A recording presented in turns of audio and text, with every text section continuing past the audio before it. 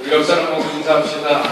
대단하십니다. 대단하십니다. 오늘도 나오셨습니다. 오늘도 나오셨습니다. 끝까지 나옵시다. 끝까지 나옵시다. 또 하나 더 합시다. 눈 뜨고 들읍시다. 눈 뜨고 들읍시다.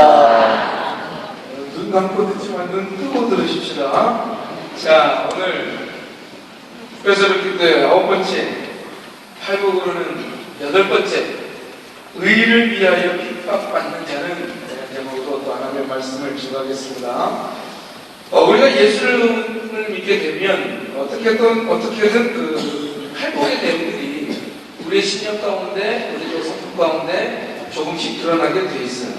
아무리 제대로 믿지 않는 것 같다 보여도 나름 어떤 이 성품이 조금 드러나는데 말씀에 대한 어떤 갈급함이 있습니다. 엄청난 갈급함은 아니라도 말씀 한번 듣고 싶다. 한번 인터넷으로 한번 들어가 볼까? 이런 아주 작은 갈급함이 있어요. 그런 갈급함, 일종의 심령의 가난함이다라고 얘기할 수 있겠죠. 또 예수 믿고 난 다음에 이런 경우가 한 번도 없던 사람은 없는 것 같아요. 회개의 눈물을 흘리게 되고 또 자기의 죄의 아픔을 깨닫게 되고 애통하는 자가 되는 거죠. 또 긍휼히 여깁니다. 구제하는 것 또는 섬기는 것 헌신을 하는 거죠. 그래서 우리 놀라운 것 중에 하나는 별로 믿음도 없어 보일 것 같고 어떻게 보면 단단 같은데 구제할 때 이럴 때 막 열심히 하는 사람들 보게 되죠. 왜 그럴까? 하나님께서 그 마음 가운데 긍휼히 여기는 마음을 주셨기 때문에 또 온유한 자가 되죠. 기다릴 줄 알게 됩니다. 옛날에는 뭔가 빨리빨리 기다리지 못하고 급해가지고 그랬는데 오늘도 보세요. 새벽기도 특별 새벽기도 나오면서도 아직 응답 못 받으신 분들이 계신데도 불구하고 여기 나와 앉아있잖아요. 옛날 같았으면 되지 않았을까요? 그렇죠? 그런데 그래도 하나님의 때를 기다리고 하나님의 응답을 기다리고 이런 요소들이 다 이게 조금씩은 이루어졌는데 그런데 제가 여기서 좀 더 말씀드리고자 하는 건 우리의 삶 가운데 이런 팔복의 성품들, 팔복의 그 심령의 우리 영혼의 팔복의 내용들이 그저 조금씩 들어있는 것이 아니라 우리 주제가 뭡니까? 복의 길을 걷는 자잖아요. 저는 여러분들의 삶 가운데, 여러분들의 성품 가운데, 여러분들의 심령 가운데 이 팔복으로 가득 차기를 주님의 이름으로 축원합니다. 그래서 그 팔복 가운데 살아가는 거예요. 복의 길을 걸어가는 거예요. 그래서 정말로 축복된 자로서 하나님의 자녀로서 살아가기를 주 이름으로 축원합니다. 우리 옆에 사람한테 얘기합시다. 우리 복의 길을 걸어갑시다. 복의 길을 걸어갑시다. 이 팔복의 내용들이 우리 가운데 충만해서 조금만 나는 것이 아니라 가득 켜져서 축복받기를. 자, 그러면 우리 8번째 복의 특징이 뭡니까? 의를 위하여 핍박받는 자가 복이 있다라고 성경은 증거하고 있습니다. 여러분 좀 이상해요. 우리가 7번째 어저께 복 뭐라고 그랬습니까? 화평케 하는 자. 화평케 하는 자가 그러면 보통 사람들이 다 좋아할 거 아니에요. 그죠? 인기 있고 평화를 통해서. 그런데 성경은 동시에 핍박받을 수 있다고 증거하고 있는 거예요. 예수님이 그러셨잖아요. 예수님은 화평케 하는 자였어요. 희생하는 자였습니다. 그럼에도 불구하고 핍박을 받으셨다는 거죠. 우리는 이 땅에 살면서 내 잘못으로 인해서 핍박당하는 경우도 참 많지만 동시에 의를 위해서 핍박당할 수도 있다는 걸 우리는 기억해야 될 줄로 믿습니다. 의를 위해서 반드시 핍박을 당할 수가 있다는 거예요. 그래서 우리는 100% 지지를 받거나 100% 박수 받으려는 마음을 버려야 돼요. 남한테 100% 인정받으려는 거 버려야 됩니다. 그런 기대를 할 수가 없는 거예요. 아니, 해서도 안 되는 거예요. 많은 사람들이 환영받지만 동시에 핍박받을 수 있다는 거죠. 왜? 도대체 그러면 왜 세상은 그리스도인을 핍박할까? 그건 팔복대로 살아가는 사람은 세상이 감당할 수 없었기 때문에 그렇습니다. 그들이 감당하지 못하고 두려워하고 무엇보다도 시기와 질투가 생겨가지고 참아낼 수가 없는 거예요. 그러니까 하다가 이젠 의를 행하는 자들에게, 의를 위하는 자들에게 핍박을 가하게 된다는 것입니다. 여러분, 다 옳기만 하면 된다라고 생각한 것, 그건 좀 어린 생각이에요. 사회가 질서 있고 깨끗하면 사람들 다 좋아할 것 같죠? 아니에요. 금방 실증을 느끼고 권태를 느끼더라고요. 제가 한 고등학교 때인가 대학교 때인가 부모님들과 함께 그 독도에 울릉도에 여행을 갈 때 있어요. 여행. 그런데 울릉도의 공기가 너무 좋더라고요. 아야. 그런데 하루 지나고 나니까 머리가 아프기 시작했어요. 너무 맑으니까. 나는 좀 공기에 좀 찌들어야 되는데 공기가 너무 맑으니까 막 왠지 몸이 더 안 좋은 거예요. 처음에는. 여러분, 뭔가 깨끗하고 좋다고 해서 사람들이 다 좋아할 거 아니에요. 이게 우리 말씀 없는 사람들의 특징입니다. 여러분, 우리가 성경에서도 그걸 찾아볼 수 있지 않습니까? 의로운 아벨이 있었어요. 하나님이 그의 제사를 받아주셨습니다.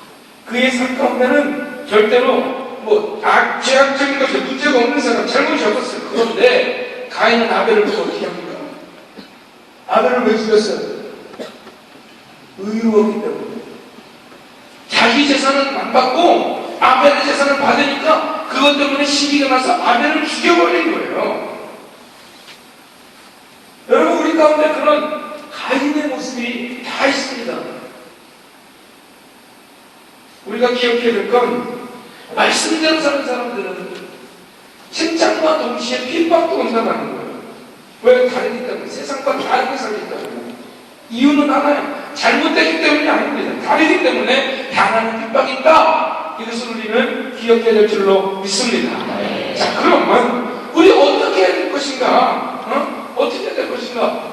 다르기 때문에 핍박을 당하는데, 말씀대로 살려고 하다 핍박을 당하는데, 이렇게 살려고 하다 핍박을 당하는데, 그러면 어떻게 해야 될 것인가? 첫 번째로 바로 핍박을 당연한 것으로 여겨야 돼요. 따라하세요. 핍박을 당연한 것으로 여겨야 한다. 졸음이 오는 걸 당연한 것으로 여기는 게 아니라, 그래 새벽이니까 난 졸은 게 당연해. 눈 감고 드는 게 아니라 핍박을 당연한 것으로 여겨야 된다는 거예요. 핍박을. 성도는 핍박을 당연한 것으로 여겨야 됩니다. 이거 이상하게 여기서는 안 돼요. 우리를 부르신 목적이 여기 있습니다. 핍박을 당하는 것에 있습니다. 빌립보서 1장 29절에 이렇게 증거합니다. 그리스도를 위하여 너희에게 은혜를 주신 것은 다만 그를 믿을 뿐 아니라 그를 위하여 고난도 받게 하시리라. 그를 믿을 뿐 아니라 고난도 받게 하시기 위하여 우리에게 은혜를 부어주신 거예요. 하나님께서 우리에게 한량없는 은혜를 부어주십니다. 이해할 수 없는 은혜를 부어주셔요. 그 첫 번째는 믿음을 얻기 위해서이고, 그 은혜로 말미암아 우리가 믿음을 가졌잖아요. 은혜로 말미암아 우리가 믿음으로 살아갈 수 있습니다. 그런데 그것만이 아니에요. 한 가지 목적이 있는데, 그것은 하나님께서 우리에게 한량없는 은혜를 주시는 것, 그건 고난을 받게 하기 위해서라는 거죠. 여기서 나면 다시 하나님께서 우리에게 은혜를 주시는 이유는 그 믿음을 갖고 살게 하기 위해서, 믿음을 주시기 위해서 은혜를 주시는 줄로 믿습니다. 그런데 또 하나는 뭐냐? 하나님께서 우리에게 한량없는 은혜를 부어주시는 이유, 고난받게 하기 위해서인 줄로 믿습니다.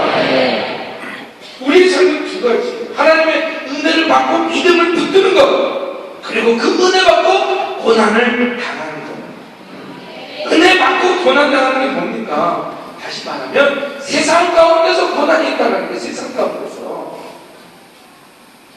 하나님이 왜 은혜를 부어주실까요? 세상의 고난보다 더 큰 은혜로 승리하라고 부어주시는 줄로 믿습니다. 따라붙습니다. 고난보다 더 큰 은혜를 주시옵소서. 고난보다 더 큰 은혜를 부어주시는 이유, 장애보다 더 큰 은혜를 주시는 이유, 그거 받으라는 거예요. 그래도 너희 감당할 수 있도록 부어주시겠다는 거죠. 다시 한번 크게 따릅니다. 주여, 주여, 고난보다 고난보다 더 큰 은혜를 주시옵소서. 은혜를 은혜를 주시옵소서. 왜 우리가 은혜로 살아야 되는지 바로 여기 있는 거예요. 세상에 고난이 있습니다. 고난이 다 있어요. 말씀드렸죠? 고난이 오는 건 당연하게 여겨야 된다고요. 우리 모두 다 고난이 있잖아요. 하나님, 도대체 내가 무슨 잘못을 했습니까? 하나님, 도대체 왜 우리 가정을 이렇게 공가합니까? 하나님, 왜 나는 이렇게 가난하죠? 하나님, 왜 내가 이렇게 아파야만 합니까? 왜 나는 이렇게 머리가 나쁘니까? 왜 내 완전히 이렇습니까? 나는 왜 이렇게 살아야 됩니까? 우리 가운데 고난이 있잖아요. 고난이. 다 아픔이 있습니다. 그리고 의를 위해서 살 때 여러 가지 핍박과 압박과 어려움이 있잖아요. 믿음대로 살다가 우리 회사에서 왕따당할 때 얼마나 많습니까? 다들 술 먹으러 가는데 술 안 먹는다고 난 안 먹는다고 회식 자리에서 자꾸 빠지다 보면 저절로 왕따가 되어버리는 거예요. 학교에서도 사회생활 하면서도 사업을 하면서도 가정에서도 의를 위해서 살다가 핍박당하는 경우도 있다고요. 여러분 가정에서도 핍박당하죠. 안 믿는 가정 같아요. 열심히 11조를 내야 되는데 믿음대로 그래도 생활에 11조라도 내려고 하면 그것 때문에 겨 터지고 맞고 분명히 있죠. 그래서 몰래 해가면서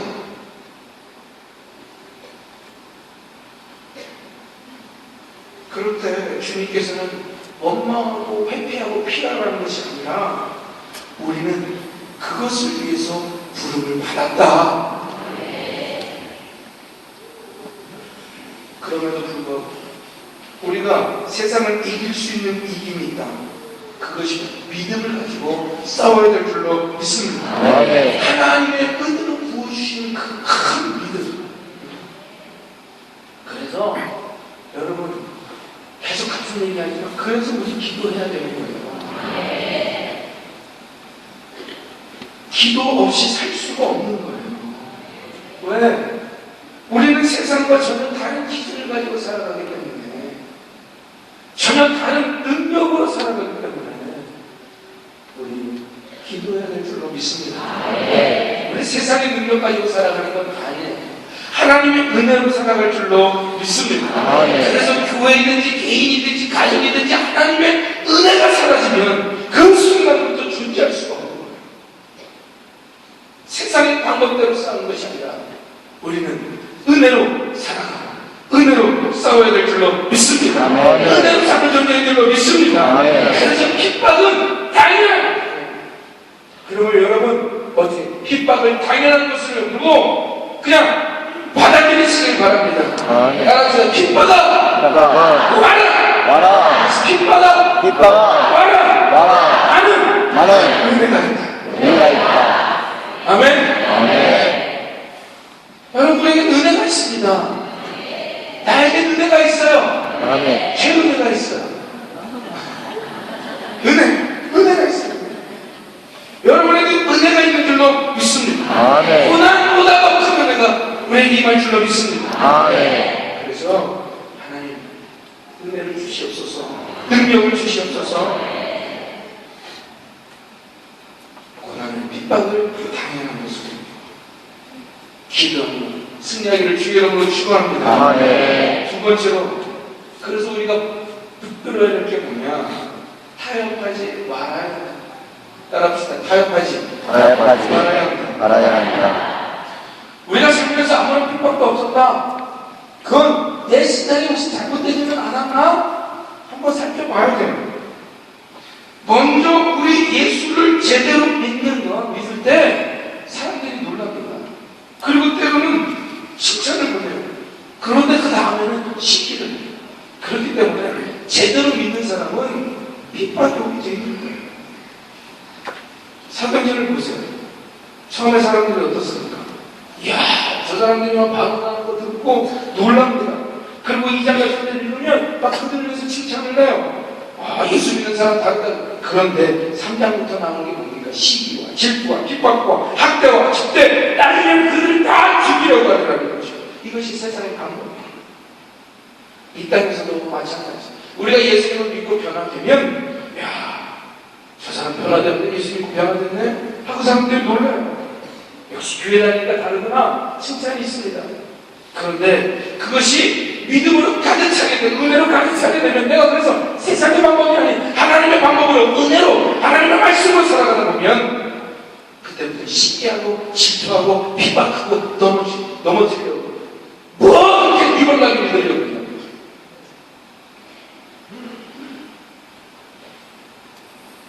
초대교회 때 십자가 화형 당하는 것과 오늘날 직장에서 왕따 당하고 학교에서 왕따 당하는 것 뭐가 다릅니까?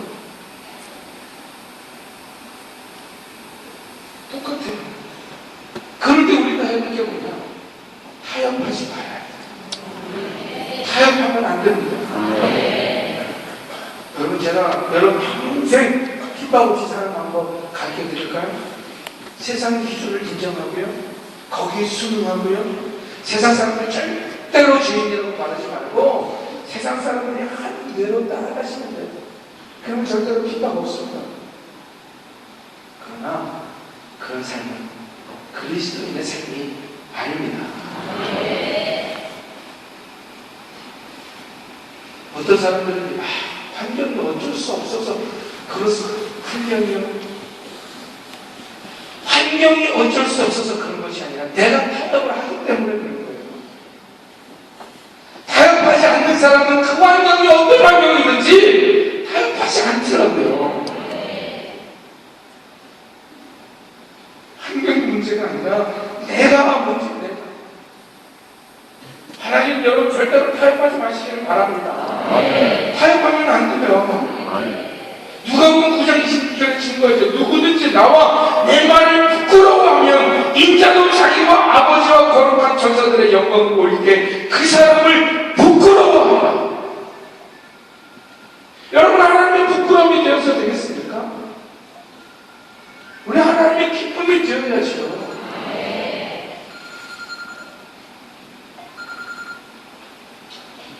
하나님의 말씀, 예수님과 예수님의 말씀을 부끄러워하지 않는 인생 되게 해달라고, 타협하지 않게 해달라고 우리 간절히 기도해야 될 줄로 믿습니다.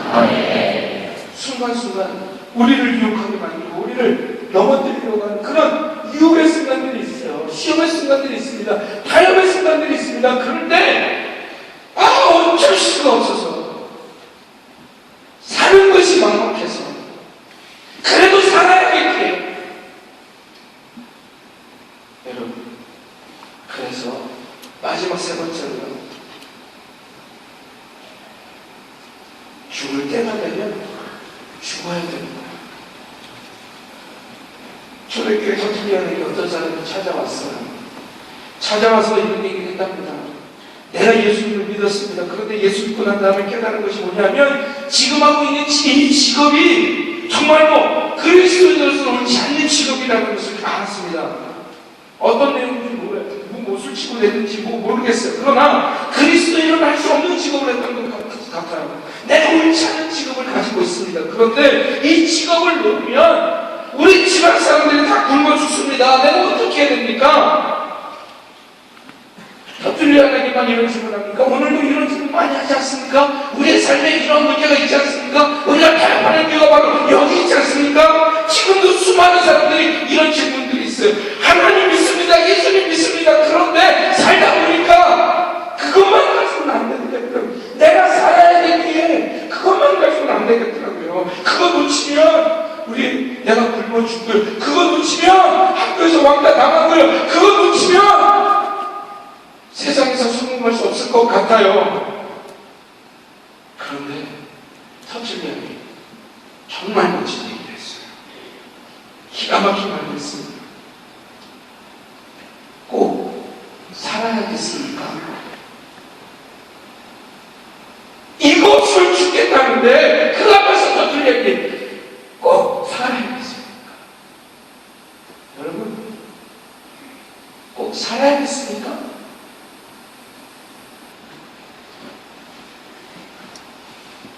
여러분 삶 가운데 여러 가지 문제가 있죠. 직장에 문제 있습니다.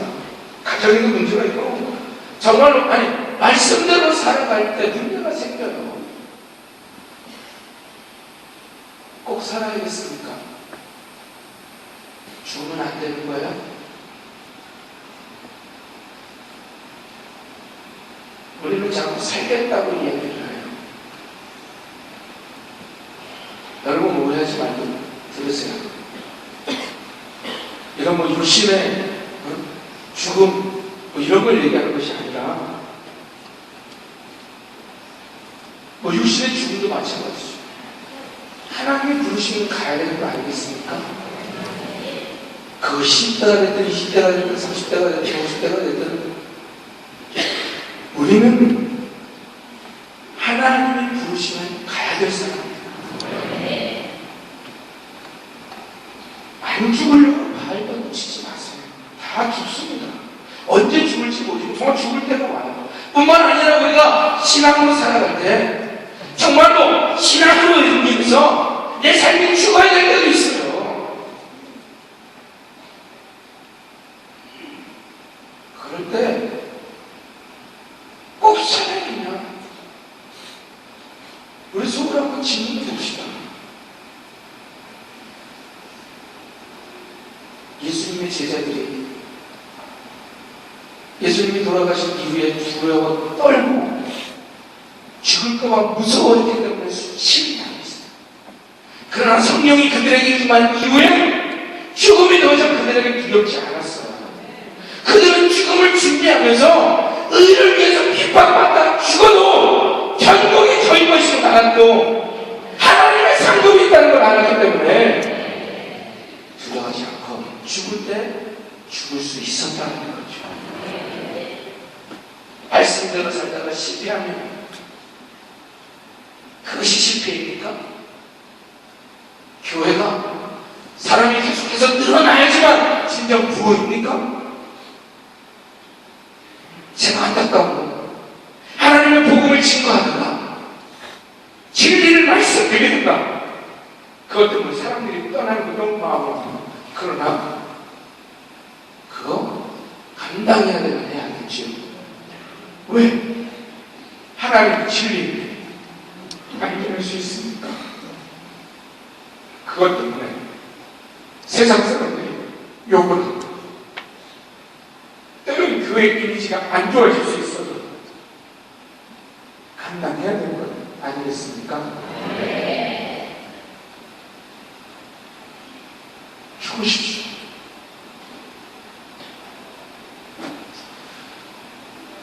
힘들겠지만 너무너무 아프겠지만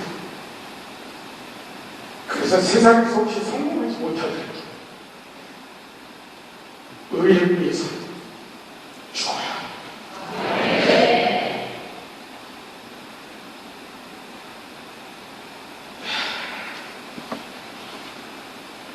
저는 우리 모든 성도님들이 이렇게 살기를 바랍니다. 세상에서 돈 아무리 많이 벌고 세상에서 아무리 좋은 직장 다니고 세상에서 아무리 사람들이 미워진다 해도 의를 열지 않으면 우리 죽어야 세상의 것 죽어야 것이 아니라 우리 삶 가운데 마음과 생각 신령과 생명을 예배드리고 죽을 때가 오면 죽을 수 있기를 바랍니다. 살아있는 것만이 꼭 하나님의 뜻을 많이 들었고요. 여러분 꼭 살아야 합니까?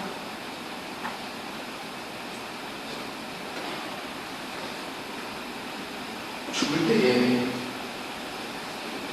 죽을 줄 아는 그런 하나님의 사람이 되기를 주님의 이름으로 축원합니다.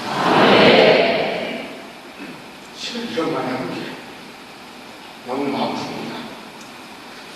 전 우리 성도님들이 행복했으면 좋겠고 어렵지 않았으면 좋겠고 아프지 않았으면 좋겠지만 의를 위해서라면 하나님을 위해서라면 그것 때문에 감당해야 된다면